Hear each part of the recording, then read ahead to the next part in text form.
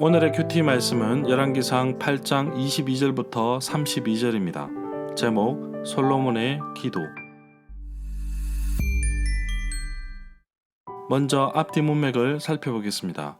솔로몬이 지은 성전에 성전 기구도 드리고 다윗의 성막에 있던 여호와의 언약궤도 성전 내소 지성소에 옮겨놓자 여호와의 영광이 성전에 가득하였습니다.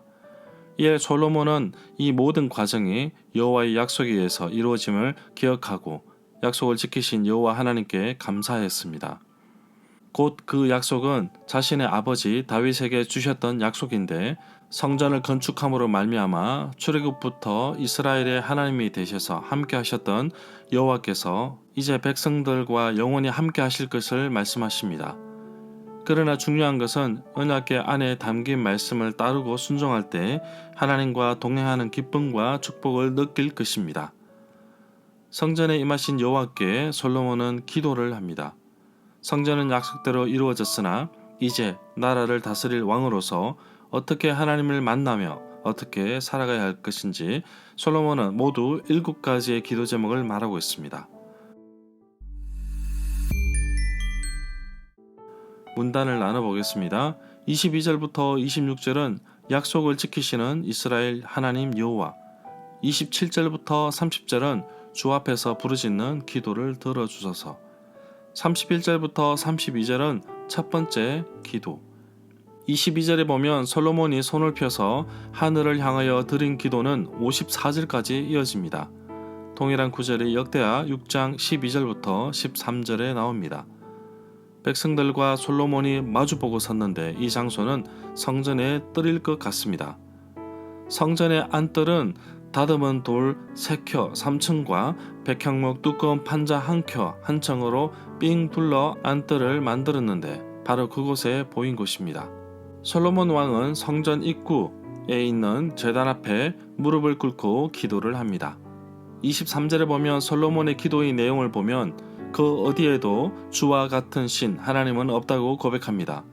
주님은 온 마음으로 주님을 따르고 주의 종들에게 세우신 언약을 지키시고 은혜를 베푸시는 분이라고 하였습니다. 24절에 보면 솔로몬은 이 구절에서 하나님께서 자기 아버지 다윗에게 하신 약속을 지켜주셨다고 고백하고 있습니다. 25절에 보면 이 구절은 다윗에게 하신 말씀인데 다윗의 자손 가운데서 이스라엘의 왕위를 앉을 사람이 내 앞에서 끊어지지 않게 하겠다고 약속하셨는데 솔로몬은 이것을 지켜달라고 기도하였습니다. 다윗이 죽을 날이 임박하자 솔로몬 왕에게 유언을 내리면서 당부한 말과 비슷합니다. 이 내용은 열왕기상 2장 4절에 나옵니다. 27절에 보면 누가 하나님을 위하여 성전을 지을 수 있을까요? 솔로몬은 역대하 2장 6절에서도 겸손한 모습으로 자신이 성전을 지었지만 단지 그 앞에 분향할 따름이라고 고백합니다. 여호와 하나님께서 광야에 있었던 성막과 솔로몬의 성전에 있으신 이유는 이스라엘 백성들과 함께 한다는 의미로 이해할 수 있습니다. 솔로몬이 지은 성전을 가리켜 주께서 영원히 계신 거처라고 하였지만 여호와 하나님은 모든 시간과 장소를 뛰어넘으시는 분이십니다. 29절에 보면 여호와께서 출애굽하던 날부터 여호와의 이름을 둘 만한 집을 건축하기 위하여 다윗을 택하였다고 열왕기상 8장 16절에도 말하고 있습니다. 솔로몬의 기도를 여호와께서 들어주십니다. 솔로몬이 건축한 성전을 거룩하게 구별하여서 여호와의 이름을 영원히 그곳에 두시며 여호와께서 눈길과 마음을 항상 성전에 두시겠다고 약속하십니다. 여호와께서 자기 이름을 두시기 위해 택하신 곳에 대한 이야기는 신명기 12장 11절에도 나옵니다. 31절부터 32절에 보면 만약 어떤 사람이 이웃에게 죄를 지었다고 생각되면 이 성전으로 나오게 될 것입니다. 그런데 그 사람이 자기에게는 죄가 없다고 제단에서 맹세하면 주께서 하늘에서 들으시고 주의 종들을 심판하옵소서. 악행을 저지른 사람은 죄가 있다고 판결하여 그 행위를 그 머리에 돌리시고 의로운 사람은 죄가 없다고 판결하셔서 옳음을 밝혀 주시옵소서라고 기도합니다. 절마다 상세한 설명과 구절에서 그리고 핵심 내용과 중심 줄거리는 네이버 블로그에 올려져 있습니다. 내게 주시는 교훈입니다. 솔직히 솔로몬의 성전은 웅장하고 화려합니다. 오늘날 솔로몬의 성전을 그대로 짓는다고 하면 엄청난 재정이 들어갑니다.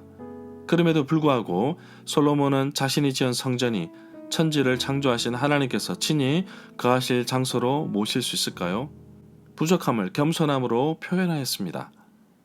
솔직히 나 자신도 하나님의 성전으로 많이 부족합니다. 세상 속에서 죄로 얼룩져 있고 세상과 별반 다를 것이 없습니다.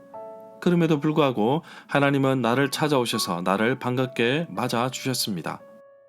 사람들에게 억울함을 당하고 심지어 쓰레기처럼 버림받기도 하였고 소외당하고 관심조차 없는 저에게 찾아오셔서 함께 하시겠다고 말씀하셨습니다.